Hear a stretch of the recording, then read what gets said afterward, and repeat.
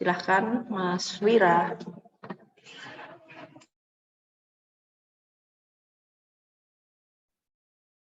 Salam damai dalam Kristus.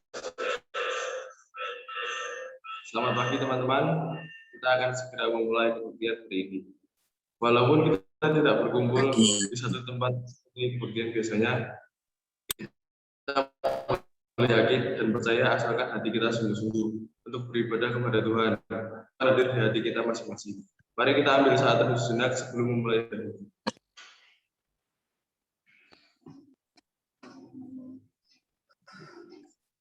Mari kita awali ibadah ini.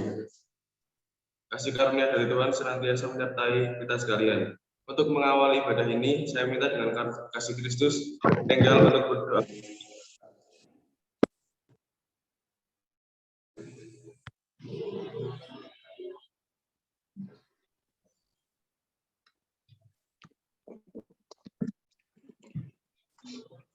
Mari kita berdoa. Dan Yesus, terima kasih Kau telah menyertai kami dari malam hingga pagi ini Tuhan. Sebentar lagi kami akan menyiapkan kebaktian kami Tuhan. Tolong Kau berkati hingga lancar di dalam Yesus. Kami berdoa, amin. Selanjutnya mari kita akan menyanyikan lagu Kunyanyi Haleluya.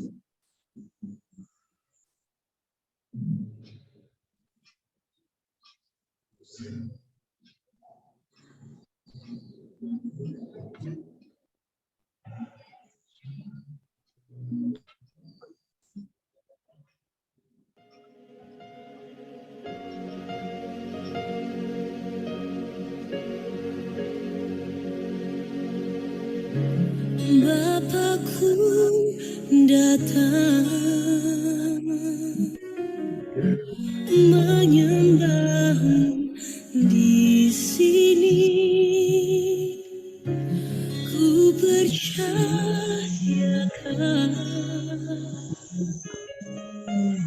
ada bagiku. Tak usah ku takut saat kau sergapi. Tak usah ku bimbang kau di dalamku. Tak usah ku cemas kau penghiburku. Saat ku lemah kau kuatku. Ku nyanyi haleluya. Ku nyanyi haleluya. Sungguh kau hebat berkuasa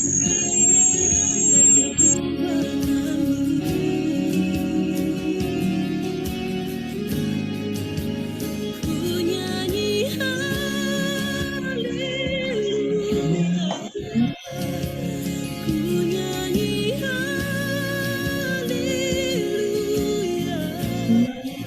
Sungguh kau hebat, ajaib berkuasa, di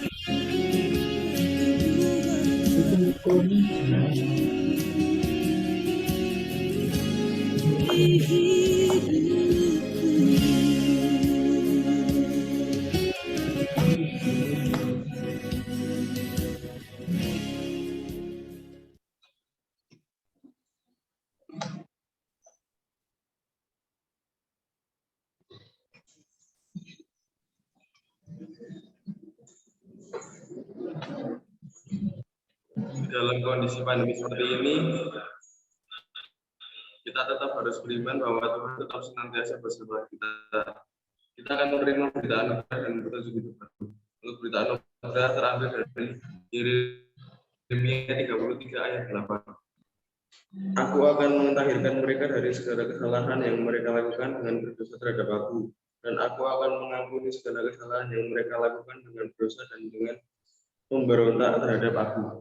Untuk petunjuk hidup baru terambil dari Ulangan 31 ayat 6. Kuatkan dan teguhkanlah hatimu, jangan takut dan jangan gemetar karena mereka, sebab Tuhan Allahmu dialah yang berjalan menyertai engkau. Dia tidak akan membiarkan engkau dan tidak akan meninggalkan.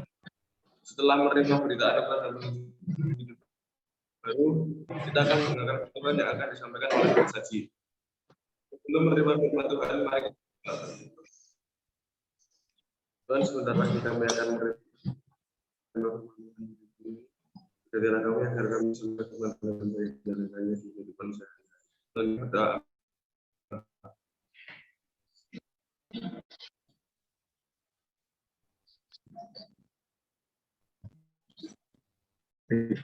Selamat pagi teman-teman remaja.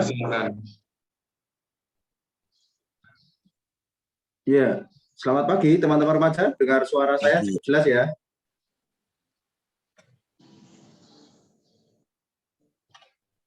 Ya, kita akan belajar firman Tuhan. Kita akan buka Alkitab kita ambil dari kitab Yohanes. Kita siapkan firman Tuhan, kita belajar dari Alkitab. Kita buka kitab Yohanes 2, ayat yang akan kita baca adalah ayat 13 sampai dengan 16.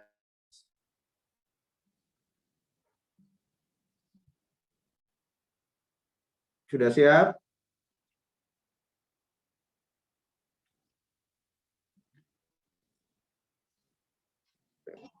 Yohanes berapa, Pak? Mari kita akan bersama-sama membaca kitab Yohanes 2. Suara saya terdengar jelas ya ini? Ya. Yohanes 2.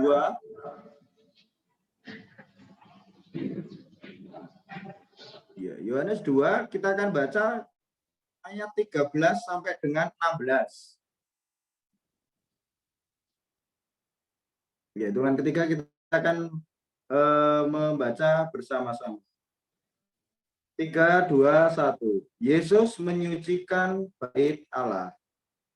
Ketika hari raya Paskah orang Yahudi sudah dekat, berangkat ke Yerusalem. Dalam bait suci didapatnya pedagang-pedagang lembu, kambing, domba, dan merpati, dan penukar-penukar uang duduk di situ. Ia membuat cambuk dari tali, lalu mengusir mereka semua dari bait suci dengan semua kambing, domba, dan lembu mereka. Uang penukar dihamburkannya, dan meja pedagang merpati. Ia berkata, ambil semuanya ini dari sini. Jangan kamu membuat rumah Bapakku menjadi tempat berjualan. Demikian bacaan firman Tuhan, berbahagia kita yang mendengar dan melakukan firman Tuhan di dalam kehidupan kita sehari-hari. Haleluya, amin. Baik, teman-teman remaja, hari ini akan kita pelajari bersama firman Tuhan dengan tema mencintai rumah Tuhan. Bisa dibantu untuk slide share sedikitnya, Mbak Dia.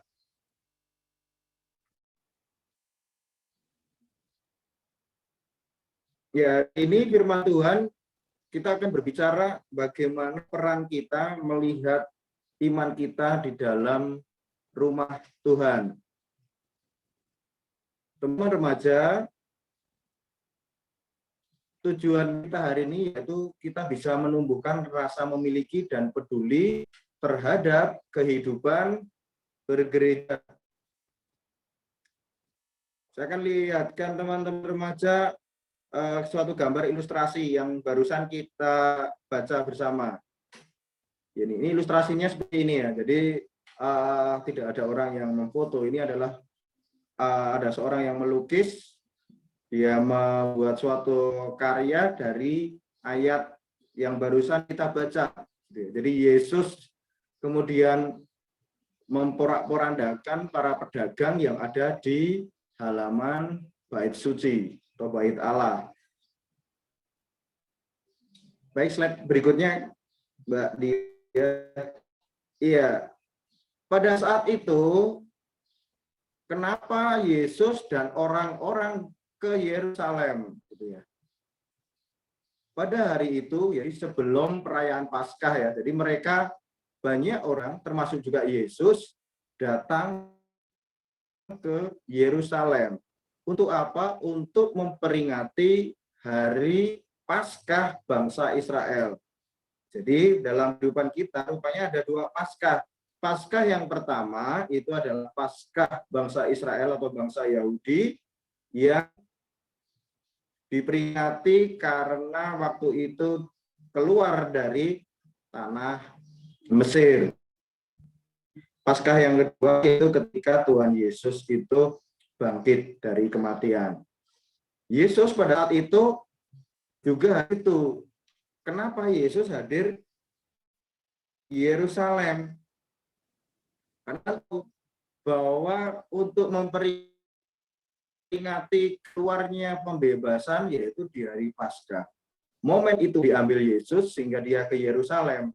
Dia tahu bahwa dia akan mendatangi hari akhirnya.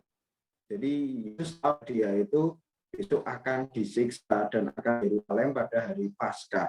Jadi Paskah yang sama di mana bangsa Israel keluar dari Mesir, sama juga ketika Yesus menyanangkan diri sebagai juru selamat, jadi pembebas dosa manusia. Pada saat datang orang-orang yang dari berbagai daerah jauh tempatnya, jadi tidak seperti sekarang kendaraannya maju, mereka datang ya hanya mengandalkan mungkin kuda dan kereta saja, sehingga untuk datang ke bait suci mereka tidak membawa korban persembahan. Di slide kedua Mbak Dia. Jadi pendatang itu supaya mudah, mereka tidak membawa barang-barang apa untuk persembahan di bait suci. Jadi mereka berpikir nanti repot di jalan, bagaimana bawanya. Terus kalau nanti dia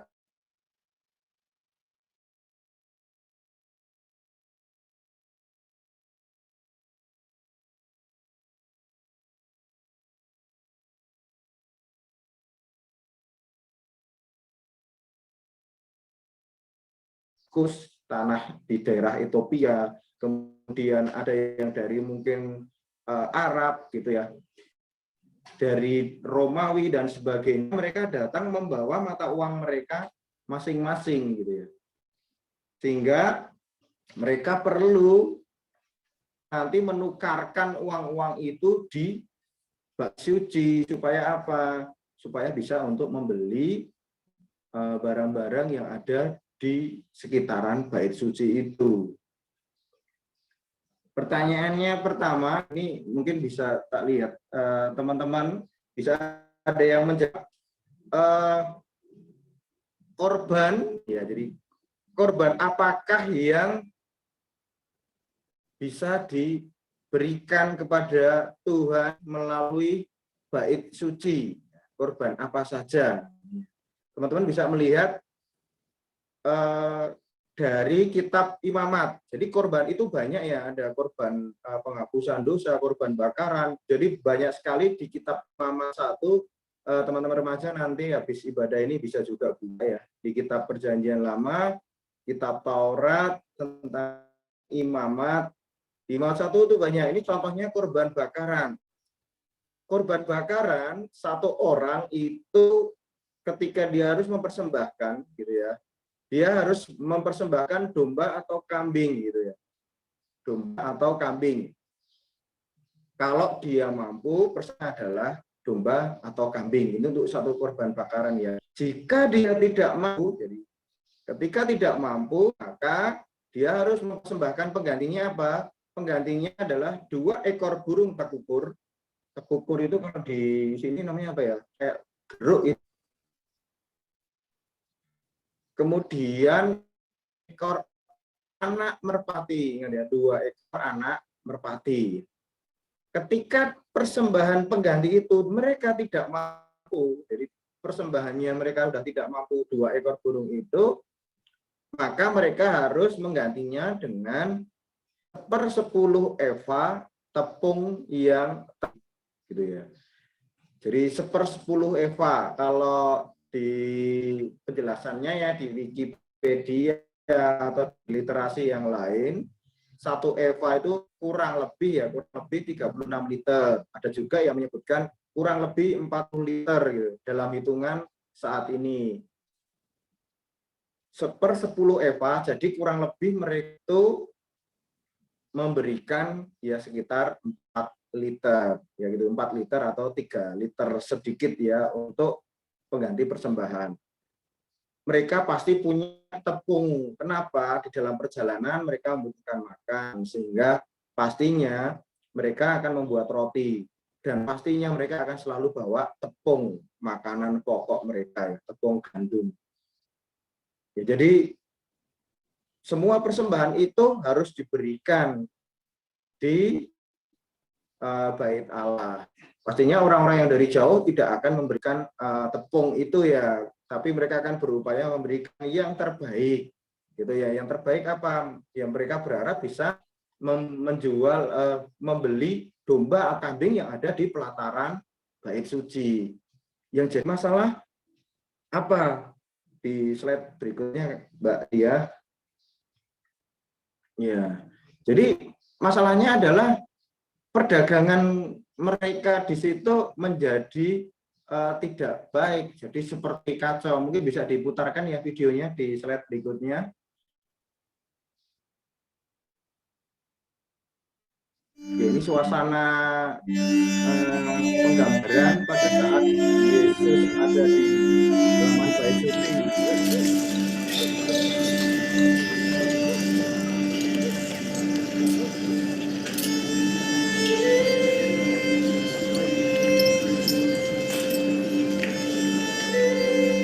Berbagai bangsa datang, dan sangat ramai, penuh. Itu mereka harus menukarkan dulu uang-uang yang bisa dipakai di bait suci. Peraturan itu sendiri yang membuat adalah para imam orang Yahudi yang ada di bait suci.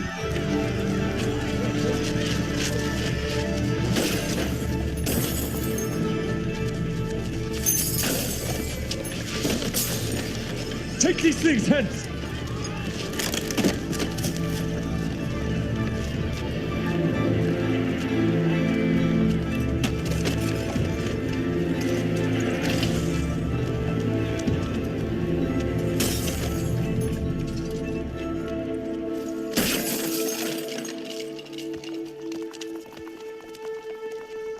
Make not my father's house an house of merchandise.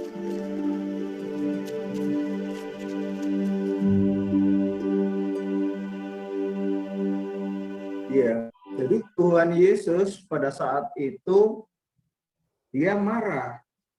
Kenapa marah? Karena halaman bait suci sudah menjadi pasar, diobrak-abrik gitu ya. Jadi di situ bukan masalah pasar yang untuk berdagangnya yang dibubarkan Tuhan Yesus, tetapi bagaimana cara mereka berdagang. Di situ ada kecurangan. Jadi pemimpin agama menetapkan hal-hal tertentu untuk pengganti uang itu dengan nilai-nilai tertentu. Jadi kurs mata uang sendiri, sehingga orang yang dari jauh mungkin bawa uang belum tentu di situ bisa mampu beli domba karena dia harus membayar yang sangat mahal. Ini kita bandingkan apakah yang dimaksud pasar kondisinya itu seperti yang ada di Indonesia. Coba kita buka slide berikutnya, Mbak Dia. Ya, di sini kita melihat ini ada pasar yang ada di Sungai Mahakam. Mahakam itu Kalimantan Timur ya, teman-teman ya. Jadi di Sungai Mahakam itu pasarnya itu ya sungai itu di situ ya. Mungkin bayangkan teman bisa jalan-jalan, adanya kan harus perahu, pakai perahu ya. Di situ kita bisa melihat sangat rapi gitu ya. Apakah di situ perdagangannya istilahnya diatur? Iya, diatur oleh pasar sehingga mereka merasa saling menguntungkan, saling berbagi. Itu tidak ada masalah ketika pasar itu. Kita buka slide berikutnya, Mbak Dia. Slide berikutnya kita menggambarkan ini seperti apa nih teman-teman. Ini sama di daerah Mahakam, ini sama-sama Mahakam, tapi ini di daratan. Ini ada gambaran ya teman-teman, gambarannya apa nih? Ini adalah petugas dari pemerintah, Satpol Pamong Praja ya, Satpol PP, Satuan Polisi Pamong Praja sedang menertibkan pasar, gitu ya. Sedang menertibkan pasar di jalan, pedagang yang ada di jalan-jalan, gitu ya. Apa yang membuat itu harus ditertibkan, gitu ya. Teman-teman bisa menjawab sendiri ya. Kenapa mereka harus ditertibkan? Pertama, di trotoar. Trotoar itu adalah tempat untuk jalan kaki, tapi buat mereka berdagang. Secara ekonomi atau secara manusiawi mungkin ada yang komplain, mereka kan berusaha untuk menafkahi hidup mereka. Mereka berusaha untuk mencari makan untuk kehidupan mereka, gitu ya. Di sini yang dilarang itu adalah ketidakadilan, gitu. Jadi tidak ada merasa mencintai lingkungannya. Kenapa? Sebagai contoh seperti ini, teman-teman. Merasa dirinya itu dilarang-larang. Saya kan kepingin juga jualan. Tetapi di lain sisi, pedagang itu mengganggu pejalan kaki, yang jelas seperti itu. Yang kedua, haknya di situ ditentukan oleh kepentingan pribadi. Bisa digambarkan kalau seandainya ada orang lain mau jualan di situ, pasti tidak boleh. Kenapa? Ini sudah saya duluan lapaknya yang pakai. Sehingga dia akan menentukan lokasinya sendiri, padahal itu milik orang lain, orang banyak. Di situ adalah diperlukannya penataan, memperingatkan dari tidak tertiban, ketidakadilan. Jadi orang itu akan merasa menguasai, padahal daerahnya itu bukan milik dia. Sama seperti di bait suci, Yesus marah gitu ya.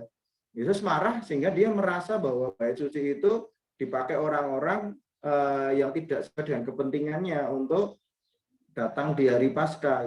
Jadi jualan mereka itu semuanya di halaman sehingga kacau tujuan mereka ke situ. Jadi ada yang tujuannya ke bait Allah mencari uang saja. Mereka berpikir, wah dapat banyak ini kalau ada di bait suci. Jadi jualan gitu. Itu yang membuat Tuhan Yesus marah, gitu ya. Jadi bisa kita bandingkan ya teman-teman remaja. Mungkin ada yang bertanya, kalau namanya gereja pada saat itu jualan ya di depan gereja, ada komisi, bisa jadi komisi remaja atau bisa jadi komisi warga dewasa yang ada di depan gereja jualan. Terus ada yang mungkin bertanya, loh itu kok tidak ditertibkan, bukan diporak-porandakan, kan ada di firman. Tuhan Yesus saja sampai mengobrak-abrik bait suci yang dibuat berdagang, begitu ya. Mungkin banyak orang yang akan berkata seperti itu. Ingat, yang diobrak-abrik Yesus adalah ketidakadilan. Jadi remaja harus bisa memahami bahwa ketika ada ketidakadilan di dalam kehidupan, Tuhan akan marah. Sama ketika ilustrasi di gambar yang ada di layar, ketika orang-orang itu diminta untuk tertib, gitu ya. Di slide berikutnya, Mbak, bisa. Jadi kenapa rumah dia, rumah Yesus, jadi Yesus menganggap bait suci adalah rumahnya, itu dia marah, gitu ya. Jadi ketika para pedagang itu tidak adil, dia marah, gitu. Berbeda yang saya gambarkan di gereja, apakah ada keadilan? Tidak, namanya. Kalau di gereja namanya komisi itu datang ke gereja kok untuk berdagang. Pertanyaannya, dagangnya untuk siapa? Kita akan selalu bertanya, mesti boleh ditanya. Ketika bertanya kepada para pedagang dari gereja, yang ada komisi itu akan menjawab, hasil dari penjualan itu adalah untuk kegiatan pelayanan komisi, bukan untuk pedagangnya itu sendiri. Selain itu adalah barang titipan orang-orang, sehingga komisi itu benar-benar membantu orang lain, bukan hanya jemaat, tetapi banyak membantu orang lain sehingga dagangan mereka laku dibeli oleh jemaat gereja yang hadir setelah ibadah. Mungkin di yang waktu ibadah tatap muka ya di gereja itu kan jajan di depan gereja, membeli jajanan. Jadi uang yang teman-teman buat beli itu selain nanti menghasilkan orang yang titip dagangan, laba lebihnya itu untuk kegiatan pelayanan gerejawi. Gitu ya. Tuhan tidak marah seperti itu, gitu ya. Yang dimarahkan ketika para pedagang itu hadir untuk kepentingannya. Bisa saya bayangkan seandainya persembahan di gereja ditentukan oleh tugas gereja, namanya. Seperti saya membuat lapak sana sendiri, bagi jemaat yang akan persembahan harus membeli kambing yang saya punya. Kambing di pasaran itu harganya mungkin anggap saja 100.000. Tetapi karena teman-teman dari rumah tidak bawa kambing kan, datang ke gereja padahal harus persembahan, kambing ini harganya menjadi 1 juta, gitu. Teman harus mengeluarkan uang lebih banyak. Padahal kambing itu sendiri kalau sebenarnya dijual pasarnya harusnya ya cuma harga 100.000. Tetapi karena saya menentukan sendiri, mereka mengeluarkan uang lebih banyak. Itu yang tidak disukai Tuhan. Jadi Yesus marah karena mereka membuat perdagangan di bait Allah. Perdagangan yang curang, perdagangan yang tidak berkeadilan. Gitu ya. Tidak ada kecintaan mereka pada rumah Tuhan. Itu yang membuat Tuhan itu marah. Gitu ya. Jadi Tuhan marah di situ. Gitu ya. Kecintaan Tuhan di dalam rumah itu diwujudkan dengan hadir, ya, dengan hadir dan dia ingin melayani, gitu ya. Tuhan Yesus datang ke rumah, ke bait suci, dia tahu bahwa dia besok itu akan mati di Yerusalem. Dia datang ke situ, gitu ya.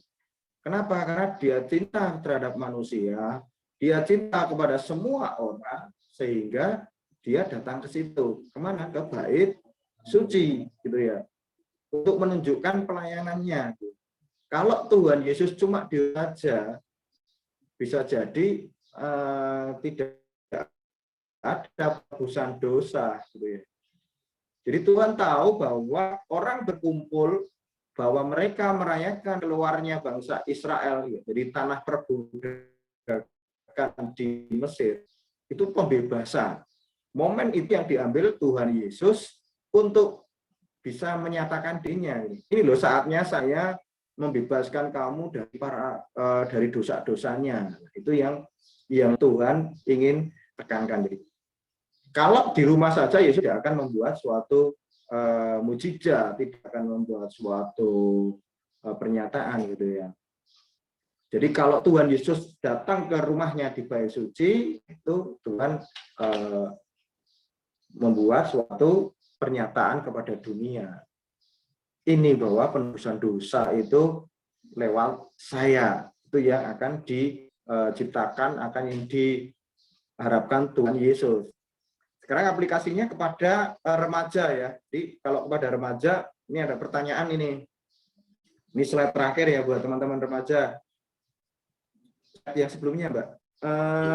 Apa wujud cinta saya kepada rumah Tuhan? Nah, ini jadi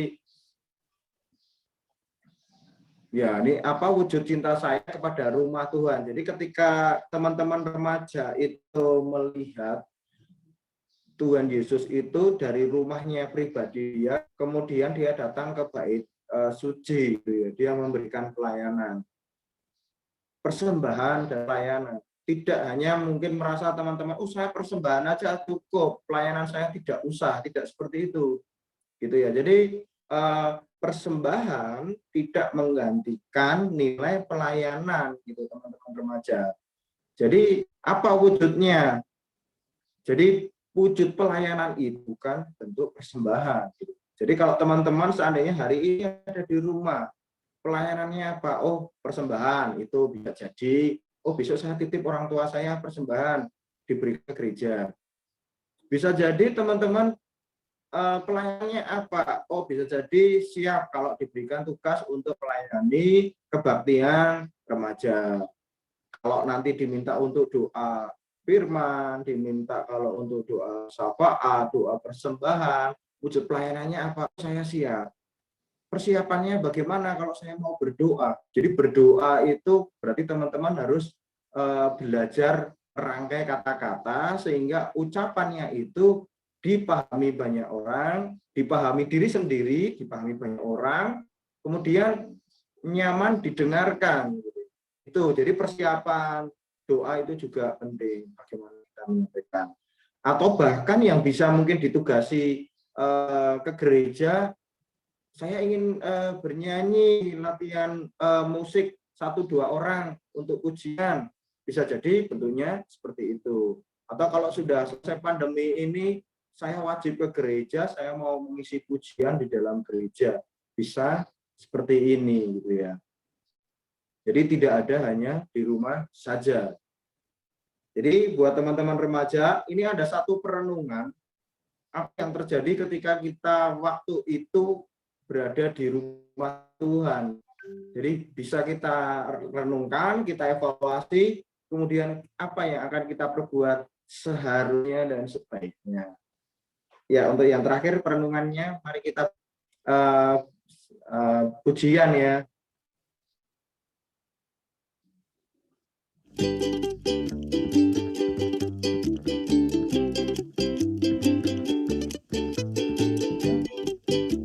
Kita dengarkan separuh lagu aja ya. Mulai jam 9, kamu selalu telat setengah jam. Lalu kamu bilang yang terbaik sudah kau berikan. Pas giliran kasih persembahan, kamu selalu kasih yang recehan. Lalu kamu bilang kamu suka korban buat Tuhan. Kok omongan gak sesuai kelakuan. Sama Tuhan jangan suka kasih sembarangan. Sama Tuhan hidup harus dipertanggungjawabkan. Sama Tuhan jagalah kelakuan. Kalau enggak namanya Kristen gadungan. Pendeta lagi sharing firman, kamu malah sibuk WhatsAppan. Lalu kamu bilang kamu cinta banget kebenaran. Setiap bubaran kebaktian, kamu selalu ngacir duluan. Lalu kamu bilang kamu cinta keluarga Tuhan. Kok omongan gak sesuai kelakuan. Sama Tuhan jangan suka kasih Ya, cukup. Tadi ya. sembarangan. Sama Ya bisa di pause saja. Ya. Buat remaja, jadi apa yang ada di dalam lagu itu menggambarkan mungkin hari ini bisa jadi remaja ini sedang mendengarkan atau mengikuti kebak remaja. Tetapi pakai laptop, kemudian tangannya pegang HP sambil WA-an atau sambil main game. Mungkin di bawah ya, kebaktian karena dilihat. Tapi begitu, ini tidak kelihatan karena ada share screen atau tadi ada lagu pujian, teman-teman kemudian mainan HP ya, mungkin ambil HP terus mainan game sambil lihat. Teman-teman remaja merasa mengucapkan saya cinta firman Tuhan, saya cinta rumah Tuhan, saya cinta kebenaran. Tetapi ketika kita mengikuti kebaktian, kadang kita meninggalkan itu. Kita sedang main dan sebagainya. Itu yang harus dihilangkan. Kebiasaan yang harus fokus. Sama juga kalau lagi belajar, ada share screen dari guru, teman-teman remaja tidak boleh sedang bermain atau sedang WA-an, malah ngobrol dengan temannya. Gitu. Itulah firman Tuhan yang barusan kita sampaikan, bisa menjadi renungan buat kita, adik-adik remaja, bagaimana kita bisa melayani di rumah di saat pandemi ini. Tetap sehat, tetap semangat, jaga kesehatan, jangan lupa cuci tangan, pakai masker kalau bepergian, jaga jarak kalau ada di luar rumah. Tuhan Yesus memberkati, sampai jumpa di lain waktu.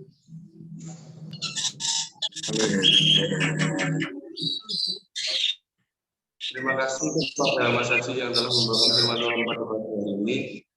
Selanjutnya, kita akan menaikkan doa syafaat kita dengan pokok-pokok doa sebagai berikut. Bangsa dan negara, studi, gereja, dan keluarga. Mari kita berdoa. Kami datang kepadamu ya Tuhan untuk berdoa syafaat. Tuhan, berkatilah bangsa dan negara kami ini, berkatilah bangsa dan negara kami, pemimpin kami, agar selalu diberikan kesehatan. Tuhan, berkatilah studi kami agar setiap teman kami yang melaksanakan pembelajaran tidak mengalami kesulitan. Tuhan, berkatilah guru-guru dan pengajar lainnya agar selalu diberikan kesehatan. Berkatilah gereja kami Tuhan agar setiap kegiatan yang dilaksanakan bisa berjalan dengan lancar. Berkatilah para pelaksana gereja Tuhan agar selalu diberikan kesehatan juga. Berkatilah keluarga kami Tuhan agar selalu diberikan kesehatan dan selalu menjadi berkat bagi sekitar Tuhan. Dalam Tuhan Yesus kami berdoa. Amin. Dengan senantiasa mengingat pada baptisan kita, mari kita mengucapkan pengakuan iman rasuli. Teman-teman, saya minta berdiri di tempat masing-masing dengan meletakkan tangan kanan di dada kiri. Bersama-sama kita ucapkan. Aku percaya kepada Allah Bapa yang Maha Kuasa, dari langit dan bumi, dan kepada Yesus Kristus Allah yang tunggal Tuhan kita, yang dikaruniai daripada Roh Kudus, lahir dari Maria, yang berderita di bawah pemerintahan Pontius Pilatus, disalibkan, mati dan dikuburkan, turun dalam kerajaan maut. Pada hari yang ketiga, bangkit pula dari antara orang mati, naik ke surga, duduk di sebelah kanan Allah Bapa yang Maha Kuasa, dan akan datang dari sana untuk menghakimi orang yang hidup dan yang mati. Aku percaya kepada Roh Kudus, gereja yang kudus dan am, persekutuan orang kudus, pengampunan dosa, kebangkitan daging dan hidup yang kekal. Teman-teman, kita akan mengumpulkan persembahan kita. Untuk sementara ini persembahan dipersilakan dimasukkan ke dalam amplop dan ditulis di persembahan ibadah remaja tanggal 7 Maret 2021. Teman-teman dapat mengumpulkan persembahan di kantor gereja pada hari Selasa sampai dengan Minggu, atau bisa dikumpulkan dulu di rumah dan setiap minggu terakhir akhir bulan baru dikumpulkan ke kantor gereja. Kita akan menyanyikan lagu Berikan Syukurku untuk mengirimi persembahan kita.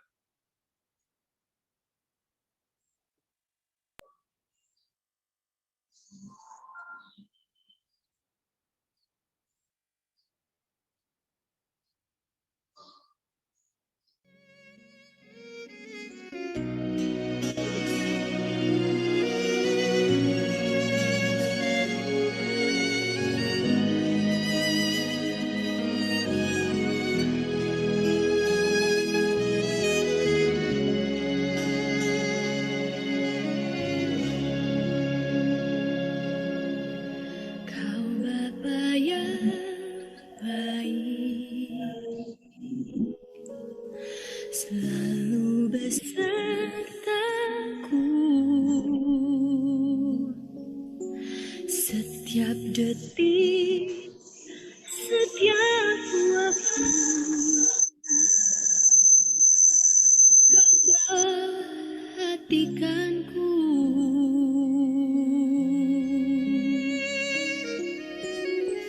Kau Bapa yang setia, selalu menjagaku. Kau angkatku bila ku jatuh. Kau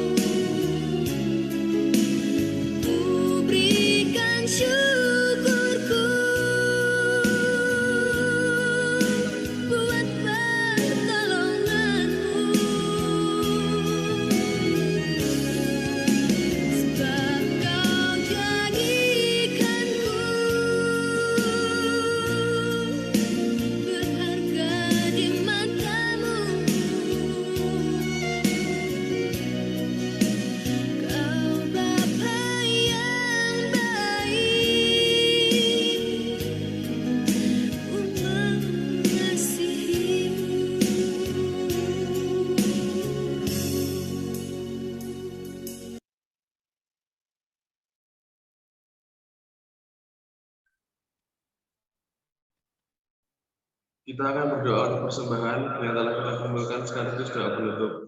Saya minta dengan kasih Kristus, Vano untuk berdoa persembahan dan penutup.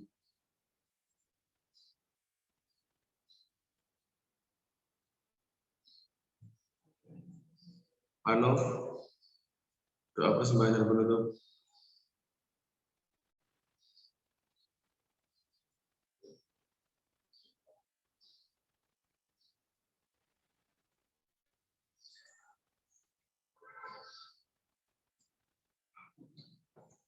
Oke, dengan kasih Kristus, Bumada untuk berdoa persembahan dan penutup.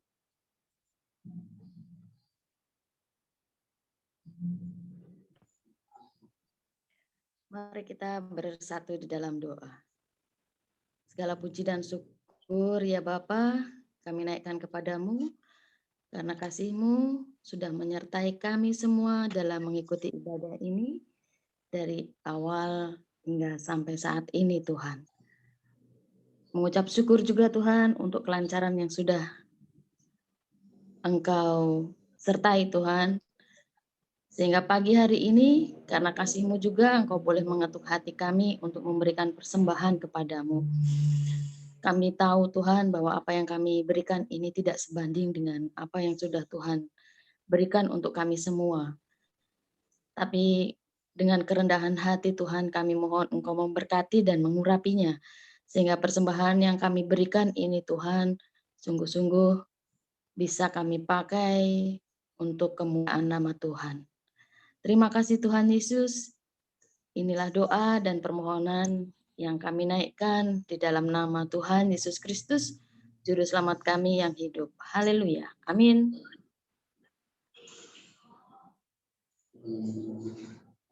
Syukur kepada Allah yang masih memberikan kesempatan kepada kita untuk tetap beribadah kepadanya di dalam masa pandemi ini. Untuk mengakhiri ibadah ini, dengan tetap percaya dan senantiasa mengingat kuasa-Nya, kita terima berkat Tuhan. Tuhan menyertai kita dan melindungi kita.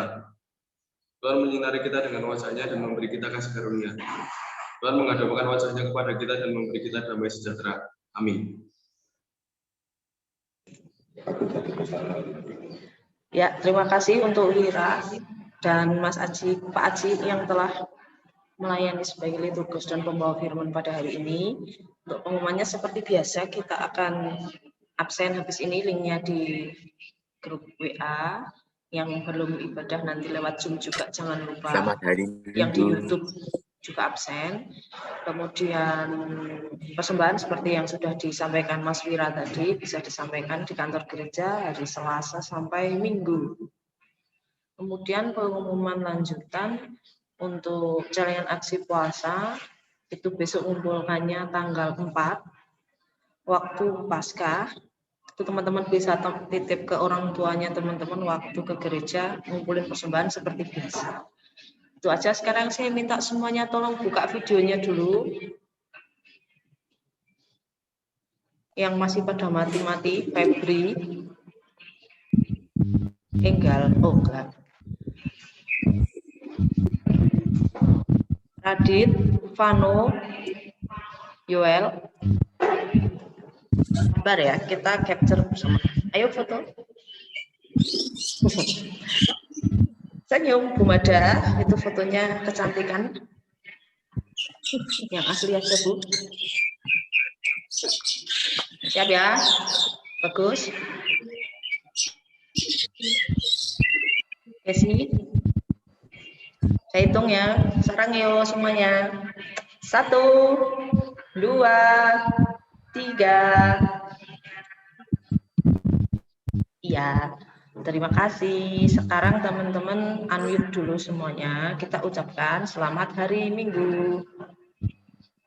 Selamat hari Minggu. Selamat hari Minggu. Selamat hari Minggu. Selamat hari Minggu. Dadah. Nah.